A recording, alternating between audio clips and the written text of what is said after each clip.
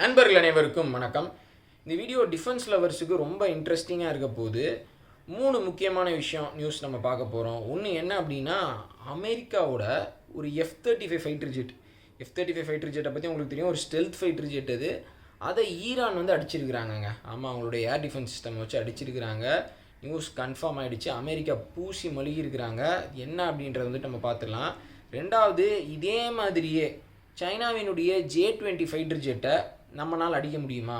Iran அவங்ககிட்ட இருக்கிற ஒரு லோ லெவல் ஏர் டிஃபென்ஸ் சிஸ்டம் வச்சு ஒரு F-35 அடிக்கிறாங்கன்னா, நம்மளோட ஏர் டிஃபென்ஸ் சிஸ்டம் அதனுடைய ரேடார் எவ்வளோ பவர்ஃபுல்லாக இருக்கும், அதுக்கிட்ட J-20 எப்படி மாட்டிக்கும், அதை பற்றியும் நான் சொல்லிடுறேன். மூணாவது ஒரு முக்கியமான நியூஸ் என்னென்னா, இப்போ நம்மளுடைய ministry of defence parliament committee கிட்ட சொல்லியிருக்கிறாங்க, இந்த மாதிரி 6ஆம் தலைமுறை போர் விமானம் சம்மந்தமாக ஒரு பிளானில் இருக்கிறோம் அப்படின்னு ஒரு பெரிய அப்டேட் கொடுத்துருக்குறாங்க. நம்ம AMCAவை இப்போ கான்சென்ட்ரேட் பண்ணிகிட்டு இருக்கிறோம். ஆனால் அதே நேரத்தில் 6th ஜென்ரேஷன் ஃபைட்டர் ஜெட் ப்ரோக்ராமில் எக்காரணத்து கொண்டும் பின்தங்கிடக்கூடாதுன்னு சொல்லி இப்போ ஆல்ரெடி ஒரு பிளானை நம்ம கையில் எடுத்துருக்குறோம். அது என்ன அப்படின்றத பார்த்துலாம். ஃபஸ்ட்டு இந்த F-35 ஃபைட்டர் ஜெட் அது அடி வாங்கினது, அந்த விஷயத்துக்கு நான் வர்றேன். CNN பத்திரிகை என்ன சொல்லியிருக்கிறாங்கன்னா, அமெரிக்காவை சேர்ந்த பத்திரிகை தான் அது. அவங்க என்ன சொல்கிறாங்கன்னா, அமெரிக்காவோட ஒரு F-35 ஃபைட்டர் ஜெட் ஈரானோட வான்பரப்பில் பறந்துக்கிட்டு இருந்தப்போ ஈரானோட அந்த ஏர் டிஃபென்ஸ் சிஸ்டம் அதுலேருந்து வந்த அந்த ஃபயரு இந்த ஃபைட்டர் ஜெட்டை சேதப்படுத்திருச்சு.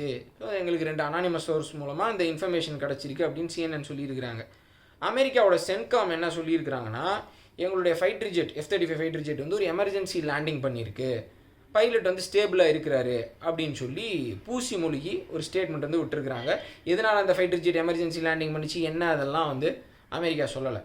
மூணாவது, ஈரான் என்ன சொல்லியிருக்கிறாங்கன்னா, நாங்கள் அமெரிக்காவோட F-35 ஃபைட்டர் ஜெட்டை சுட்டு வீழ்த்திட்டோம் அப்படின்னு ஒரு வீடியோவே அவங்க ஒரு ப்ரூஃபாக ரிலீஸ் பண்ணியிருக்கிறாங்க. அந்த வீடியோவுக்கு பயங்கரமான ஒரு டிபேட், அது உண்மை இல்லை, அது அப்படி இப்படின்னு அது ஒரு டிபேட் பண்ணிகிட்டு இருக்கிறாங்க. சரி, ஃபஸ்ட்டு அமெரிக்காவோட F-35 ஃபைட்டர் ஜெட்டை ஈரான் வீழ்த்தியிருக்கிறாங்களா அப்படின்னா, ஆமாம் வீழ்த்தியிருக்கிறாங்க அப்படின்னு தான் நான் சொல்லுவேன். இது அமெரிக்கானால் வெளியே சொல்லவே முடியாது. சொன்னால் F-35 ஃபைட்டர் ஜெட் ப்ரோக்ராமே கிராஷ் ஆயிரும்.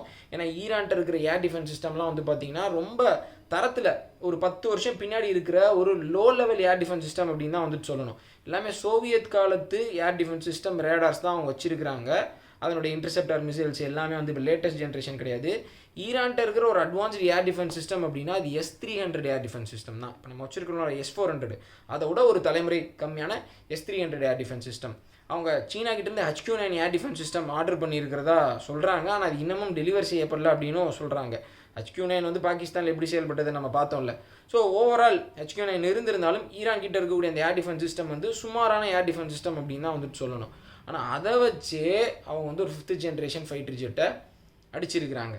ஸோ அப்போது என்ன இங்கே நம்மளுக்கு ஒன்று தெரியுதுன்னா, இந்த 5ஆம் தலைமுறை போர் விமானம் அப்படின்றது ஒரு பபுளு, அதை ரேடாரால் டிடெக்ட் பண்ண முடியும், அதை ட்ராக் பண்ணி அடிக்க முடியும் அப்படின்றது ஈரான் செஞ்சுருக்கக்கூடிய அந்த விஷயத்தின் மூலமாக நிரூபணமாயிருக்கு.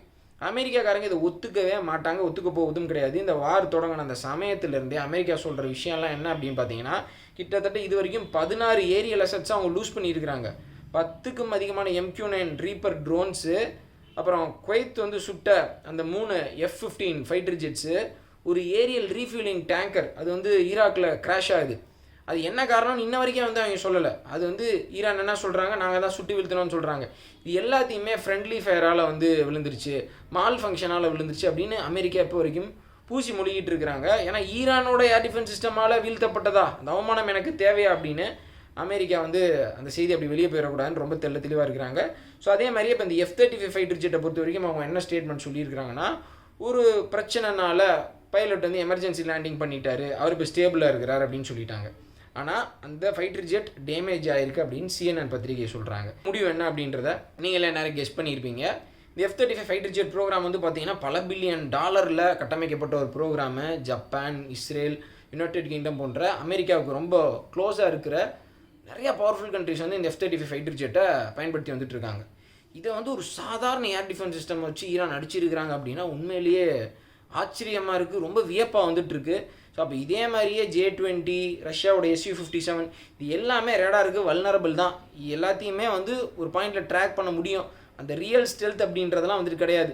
ஸோ இந்த நேரத்தில் அமெரிக்கா என்ன தப்பு பண்ணியிருக்கலாம் அப்படின்னா, ஈரானோட அந்த ஏர் ஸ்பேஸை நம்ம டோட்டலாக கண்ட்ரோல் எடுத்துட்டோம், நம்மளுடைய F-35 எல்லாம் அவனால் ஒன்றும் பண்ண முடியாது அப்படின்னு சொல்லி ரொம்ப ஃப்ரீயாக ஈரானோட ஏர் ஸ்பேஸில் அவங்க பறந்துருக்கிறாங்க. அந்த நேரத்தில் ஈரான் குறி வச்சு ஏதோ சம்பவத்தை பண்ணியிருக்கிறாங்க. இன்னொரு சிலர் என்ன சொல்கிறாங்கன்னா, F-35 ஃபைட்டர் ஜெட் ஈரானோட வான்பரப்புலேருந்து கிளம்பி போகிற நேரத்தில் ஈரான்கிட்டேருந்து அடி வாங்கியிருக்கிறாங்க. ஸோ அது சவுதி அரேபியாவோட ஏர் ஸ்பேஸ்லேயோ இல்லை கடல்லையோ கிராஷ் ஆகிருக்கும் அப்படின்னும் சொல்கிறாங்க. இது எந்தளவுக்கு உண்மை அப்படின்றது தெரில. ஆனால் F-35 அடி வாங்கியிருக்கிறது மட்டும் உண்மைன்றது தெளிவாக தெரிஞ்சிருச்சு. சரி, இப்போ நம்ம விஷயத்துக்கு வரேன். ஈரான் வந்து இப்படி அமெரிக்காவோட F-35 பிக் பண்ணி அடிக்கிற லெவலுக்கு வந்து போயிருக்கிறாங்க, அடிச்சிருக்கிறாங்க. இப்போ நம்ம அதே மாதிரியே சைனாவோட J-20 ஃபைட்டர் ஜெட்டை வந்து ட்ராக் பண்ணி அடிக்க முடியுமா அப்படின்னு கேட்டால் ஈஸியாக நம்மளால் பண்ண முடியும்.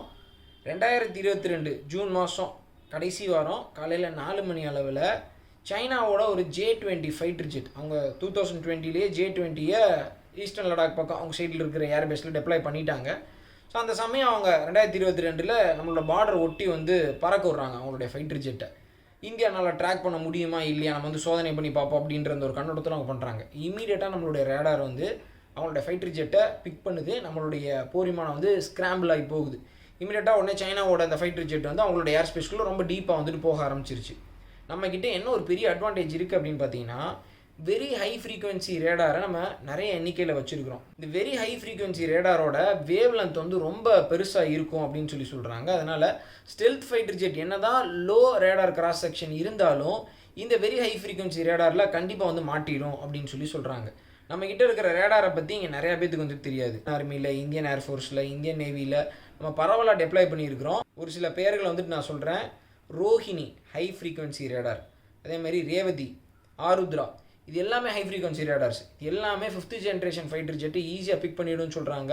அதில் ஒரு சில ரேடார்ஸோட ரேஞ்ச் வந்து 300 கிலோமீட்டர் வரைக்கும் இருக்கிற ஏரியல் அசட்ஸை பிக் பண்ணும் அப்படின்னு சொல்கிறாங்க. ஸோ அதனால் நம்மக்கிட்ட சீனா 5ஆம் தலைமுறை போர் விமானத்தை கொண்டு வந்தாலும் அவங்களுக்கு பெரிய ஆபத்து அப்படின்றது இருக்குது. இன்னொரு விஷயம் நீங்கள் மனசில் வச்சுக்கணும் என்னென்னா, இந்த ரேடாரெல்லாம் நம்ம உள்நாட்டிலேயே நம்ம டெவலப் பண்ணுது, DRDO டெவலப் பண்ணுது. உள்நாட்டு நிறுவனங்கள், பெல் போன்ற நிறுவனங்கள்லாம் சேர்ந்து தான் அதை மேனுஃபேக்சர் பண்ணியிருக்கிறாங்க. நம்ம சுவாதி ரேடார்லாம் அர்மீனியாவுக்கு எக்ஸ்போர்ட் பண்ணியிருக்கிறோம். ஸோ அந்த ரேடார் தொழில்நுட்பத்தை பொறுத்த வரைக்கும் நம்ம ஒரு லெவல் முன்னாடியே இருக்கிறோம். சரி, இப்போ அடுத்த பாசிட்டிவ் நியூஸ்க்கு நான் வர்றேன். என்னென்னா, 5th ஜென்ரேஷனை தாண்டி இப்போ 6th ஜென்ரேஷனுக்கு சைனா போயிட்டுருக்கிறாங்க. அமெரிக்காவும் வந்து அவங்களுடைய F-47 ஃபைட்டர் ஜெட் ப்ரோக்ராமை ஸ்டார்ட் பண்ணிட்டாங்க. F-22 விட ரொம்ப அட்வான்ஸான ஒரு ஃபைட்டர் ஜெட் ஆகிருக்கும் அப்படின்னு சொல்கிறாங்க. ஸோ அதனால் நம்மளும் இந்த 6th ஜென்ரேஷன் ஃபைட்டர் ஜெட் ப்ரோக்ராமில் சீக்கிரம் இணைஞ்சாகணும். AMCA இப்போ நம்ம டெவலப் பண்ணிகிட்டு இருக்கிறோம். ஆனால் இதுக்கு சம்மந்தம் இல்லை, நம்ம வந்து 6th ஜென்ரேஷன் ரூட்டும் பிடிப்போம் அப்படின்னு சொல்லி இப்போ கவர்மெண்ட் முடிவு பண்ணி இப்போ பார்லிமெண்ட் ஸ்டாண்டிங் கமிட்டியில் நம்மளுடைய மினிஸ்ட்ரி ஆஃப் டிஃபென்ஸ் வந்து என்ன சொல்லியிருக்கிறாங்கன்னா, யூரோப்பில் 2 கன்சார்டியம் ஃபார்ம் ஆகிருக்கு. அதாவது 6th ஜென்ரேஷன் ஃபைட்டர் ஜெட்டை டெவலப் பண்ணுற 2 குரூப் வந்து க்ரியேட் ஆகிருக்கு. அதில் ஒரு குரூப்போட நாங்கள் டச்சில் இருக்கிறோம், அந்த குரூப்பில் இணையலாமா அப்படின்ற அந்த யோசனையில் இருக்கிறோம் அப்படின்னு மினிஸ்ட்ரி ஆஃப் டிஃபென்ஸ் சொல்லியிருக்கிறாங்க. இந்த 2 குரூப்பில் ஒரு குரூப் வந்து பார்த்தீங்கன்னா யுனைடெட் கிங்டம், இட்டலி, ஜப்பான். அவங்க குளோபல் காம்பேட் ஏர் ப்ரோக்ராம் அப்படின்ற ஒரு ஃபைட்டர் ஜெட் ப்ரோக்ராமை ஸ்டார்ட் பண்ணியிருக்கிறாங்க. 6th ஜென்ரேஷன் ஃபைட்டர் ஜெட்டை இவங்கெல்லாம் சேர்ந்து டெவலப் பண்ணுறதுக்கு ஒரு குரூப் அமைச்சிருக்கிறாங்க. ஸோ அதான் அந்த ப்ரோக்ராமு. இன்னொரு குரூப் வந்து பார்த்தீங்கன்னா France, Germany, Spain future combat ஏர் சிஸ்டம் அப்படின்ற ஒரு ப்ரோக்ராமை அவங்க ஸ்டார்ட் பண்ணியிருக்கிறாங்க. ஸோ இது 2 தனித்தனி குரூப்பு. 6th ஜென்ரேஷன் ஃபைட்டர் ஜெட்டை அவங்கள்ட்ட இருக்கக்கூடிய அந்த நாலேஜை வச்சு மணி எல்லாத்தையும் இன்வெஸ்ட் பண்ணி குரூப்பை டெவலப் பண்ணுற அந்த பிளானில் இருக்கிறாங்க. எப்படி ஹீரோ டைஃபூன் ஃபைட்டர் ஜெட் வந்து 2-3 யூரோப்பியன் கண்ட்ரிஸ் சேர்ந்து டெவலப் பண்ணதுன்னு நான் நினைக்கிறேன். ஸோ அந்த மாதிரி ஒரு பிளானில் இறங்கியிருக்கிறாங்க. ஸோ இதில் ஒரு குரூப்பில் இணையலாமா அப்படின்னு நம்மளுடைய கவர்மெண்ட் யோசிச்சு வந்துட்டு இருக்கிறாங்க. இந்தியன் ஏர்ஃபோர்ஸ் வந்து ஒரு சில ரெக்கமெண்டேஷன் வச்சுருப்பாங்க போல இருக்குது. நான் நினைக்கிறேன் ஃப்ரான்ஸ், ஜெர்மனி, ஸ்பெயின், ஃப்ரான்ஸ் இருக்கிற அந்த குரூப்பில் நம்ம இணையிற அந்த பிளானில் வந்துட்டு இருப்போம். ஏன்னா ஃப்ரான்ஸ் கிட்ட ஆல்ரெடி நிறையா டீல் இருக்குது. நம்ம ரஃபேலை வந்துட்டு பயன்படுத்துகிறோம், செஃப்ரானோட ஒரு அக்ரிமெண்ட் வந்து போட்டிருக்கிறோம். ஸோ அந்த வாய்ப்பு தான் இருக்குன்னு நான் நினைக்கிறேன். ஆனால் ஏற்கனவே யுனைடெட் கிங்டம், இட்டலி, ஜப்பான் வந்து இந்தியாவை அவங்களுடைய 6th ஜென்ரேஷன் ஃபைட்டர் ஜெட் ப்ரோக்ராமுக்கு வாங்க அப்படின்னு சொல்லி நம்மளை அழைச்சிருந்தாங்க. ஸோ இது ரொம்ப ஒரு நல்ல செய்தி. ஏன் அப்படின்னா, லேட்டாக முடிவெடுக்கிறதோட முன்னாடியே ஒரு விஷயத்தில் ஜாயின் பண்ணுறது அப்படின்றது ரொம்ப நல்லது. AMCA எப்போ வருதோ வரலையோ டேரெக்டாக நம்ம 6th ஜென்ரேஷன் ஃபைட்டர் ஜெட் ப்ரோக்ராமில் ரொம்ப ஒரு அட்வான்ஸ் ஸ்டேஜுக்கு போனாலும் அது நம்மளோட இந்தியன் ஏர்ஃபோர்ஸுக்கு ரொம்ப நல்லது. சரி, இந்த 5th ஜென்ரேஷனை தாண்டி 6th ஜென்ரேஷனில் என்ன இருக்குது அப்படின்னு கேட்டிங்கன்னா, 5th ஜென்ரேஷனோட ஸ்பெஷாலிட்டி ரேடார் கிராஸ் செக்ஷன் தான். அது வந்து ஸ்டெல்த் கேப்பபிலிட்டி ரேடாரில் தெரியாது அப்படின்லாம் வந்து சொல்கிறாங்க. அது இல்லைன்னு இப்போ இதுக்கு முன்னாடி வேறு மாதிரி நான் சொன்னேன், அதெல்லாம் நீங்கள் விட்டுருங்க. 5th ஜென்ரேஷன்னா radar cross section. இது 6th ஜென்ரேஷனில் என்ன சொல்கிறாங்கன்னா, ஆர்டிஃபிஷியல் இன்டெலிஜென்ஸ் பெரிய லெவலில் இருக்கும். ஃபைட்டர் ஜெட் வந்து 5th ஜென்ரேஷனோட ரொம்ப சிறப்பாக செயல்படும். நிறையா ஒரு ஸ்வாம் ஆஃப் ட்ரோன்ஸ் ஒரு ஃபைட்டர் ஜெட் வந்து கண்ட்ரோல் பண்ணும். ஒரு டெக்னாலஜிக்கல் மார்வலாக இருக்கும் அப்படின்னு வந்து சொல்கிறாங்க. அது மட்டும் இல்லாமல் இதில் இருக்கக்கூடிய சென்சார்ஸ், எலக்ட்ரானிக் வார்ஃபேர் சிஸ்டம் எல்லாமே 5th ஜென்ரேஷனோட ரொம்ப அட்வான்ஸ்டாக இருக்கும். பெரிய அளவுக்கு இதில் சென்சார் ஃபியூஷன் வந்து செய்யப்பட்டிருக்கும் அப்படின்னு நிறையா டெக்னாலஜிக்கல் அப்டேட்ஸ் வந்து சொல்கிறாங்க. ஸோ அதனால தான் இப்போ சைனா வந்து ஒரு 2 ப்ரோட்டோடைப்பை ரெடி பண்ணுற அந்த பிளானில் இருக்கிறாங்க, 6th ஜென்ரேஷன் ஃபைட்டர் ஜெட் அப்படின்னு சொல்லி அவங்க சொல்கிறாங்க. அமெரிக்காவும் அதில் சீரியஸாக இன்வால்வ் ஆகிருக்கிறாங்க. ரஷ்யா இன்னும் இதில் உள்ள இறங்கலை. ஆனால் அதுக்கு முன்னாடி யூரோப்பியன் கண்ட்ரிஸ் வந்து ஒரு குரூப் வந்து ஃபார்ம் பண்ணியிருக்கிறாங்க. ஸோ நம்ம அதில் இணைஞ்சோன்னா உண்மையிலே இது ரொம்ப ஒரு நல்ல செய்தி. ஓகே நண்பர்களே, இதான் அந்த வீடியோவில் நான் சொல்ல வந்த முக்கியமான நியூஸு. உங்களுடைய கருத்துக்களை மறக்காமல் கமெண்ட் செக்ஷனில் சொல்லுங்கள். 3 முக்கியமான அப்டேட்ஸ் பார்த்தோம், இந்த 5th generation 6th generation fighter jet சம்மந்தமாக. இப்போ ஈரான் அமெரிக்கா அந்த போர் சம்மந்தமான ஒரு அப்டேட்டோட இந்த வீடியோ நான் முடிச்சுக்கிறேன். ஸ்ட்ரெய்ட் ஆஃப் ஹார்முஸை கூடிய சீக்கிரம் ஈரானோட பிடியிலிருந்து வெளியே கொண்டு வரணும் அப்படின்றதுல அமெரிக்கா ரொம்ப தெளிவாக இருக்கிறாங்க. ட்ரம்ப் இது ஒரு பெரிய தன்மான பிரச்சனையை வந்து பார்த்துட்டு இருக்கிறாரு. ஏன்னா ஆயில் ப்ரைஸஸ் எல்லாம் குபீர்னு உயர்ந்துட்டு இருக்கு. ஸோ இந்த சுச்சுவேஷனில் அமெரிக்கா கட்டாயம் ஈரானுக்கு சொந்தமான ஒரு சில முக்கியமான தீவுகள், பெர்ஷியன் கல்ஃபில் இருக்கிற காக் ஐலாண்டாக இருக்கட்டும், இன்னும் நிறையா முக்கியமான ஐலாண்டை கேப்சர் பண்ண போகிறாங்க அப்படின்ற செய்தி வந்துகிட்டே இருக்குது கண்டினியூஸாக. அமெரிக்கா ஒரு பெரிய மூவ் வந்து அமெரிக்கா எடுக்க போகிறாங்க. அடுத்து பார்த்திங்கன்னா இப்போது இன்னொரு பிரேக்கிங் நியூஸ் என்னென்னா, இந்த G7 countries, United Kingdom, France, Germany, Italy, Japan போன்ற நாடுகள் ஒரு ஸ்டேட்மெண்ட் அமெரிக்காவுக்கு சப்போர்ட்டாக வந்து வெளியிட்டிருக்காங்க. என்னென்னா, அவங்க ஸ்ட்ரெய்ட் ஆஃப் ஹார்முஸில் ஷிப்பிங்கை திருப்பி பழையபடி கொண்டு வருவதற்கு அவங்களுடைய ஃபோர்ஸஸை அனுப்புவதற்கு தயார் அப்படின்னு சொல்லி ஒரு ஜாயின்ட் ஸ்டேட்மெண்ட்டை வெளியிட்டிருக்கிறாங்க. ஈரானோட போக்கையும் கண்டிச்சிருக்கிறாங்க. ஸோ அதனால் ஒரு பெரிய விஷயம் அடுத்து ப்ரிப்பேர் ஆகிட்டுருக்கு. ஈரானுக்கு இன்னும் ஒரு பெரிய ப்ளோ வந்து விழப்போகுது. எல்லாத்தையும் எதிர்பார்த்து காத்திருப்போம். நடக்கக்கூடிய விஷயங்களை நம்மளுடைய சேனலில் வந்துட்டு ஃபாலோ பண்ணுவோம். வீடியோ பார்த்தமைக்கு ரொம்ப நன்றி நண்பர்களே. மறக்காமல் சேனலை சப்ஸ்கிரைப் பண்ணல அப்படின்னா சப்ஸ்கிரைப் பண்ணி பெல் ஐக்கானை கிளிக் பண்ணிக்கோங்க.